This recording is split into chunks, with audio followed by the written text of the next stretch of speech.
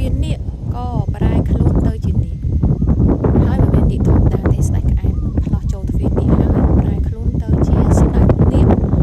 ក្បាល7ខ្ជាក់គុជចាបងប្អូនអស្ចារ្យខ្លាំងមែនទែនទីតាំងភូមិសាស្ត្រគេហៅថាទឹកដីដូនតារបស់យើងប្រទេសកម្ពុជាយើង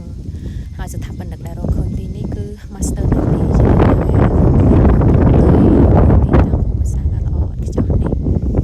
ចឹងសួរថាតើទឹកដីទីតាំងភូមិសាស្ត្រល្អឥតខ្ចោះនេះគឺមានតួនាទីយ៉ាងសំខាន់ទៅលើរឿងអីគេចឹងសម្រាប់បងប្អូនខ្លះក៏គាត់បានដឹងហើយពាក់ព័ន្ធនឹងទីតាំងភូមិសាស្ត្រដ៏ល្អឥតខ្ចោះនៃគេហៅថាស្ដេចនាគក្បាល7ខ្ជាក់គុជនៅទីតាំងភូមិសាស្ត្រយិនផារ៉ាដៃអញ្ចឹងបងប្អូនខ្លះក៏អត់ទាន់បានយល់ទេមានន័យថាគាត់អត់ទាន់បានយល់ពីអត្ថន័យថាហេតុអីបានពិសេសម្លេះហេតុអីបានអស្ចារ្យម៉េះអញ្ចឹងណាបងប្អូនអញ្ចឹងជួបគ្នាវីដេអូក្រោយនឹងខ្ញុំនឹងធ្វើការបញ្ចូលលម្អិតពាក់ព័ន្ធនៅទៅនឹងទីតាំងភូមិសាស្ត្រដ៏ល្អឥតខ្ចោះនេះលើសូមបង្ហាញបងប្អូនសិនបងប្អូន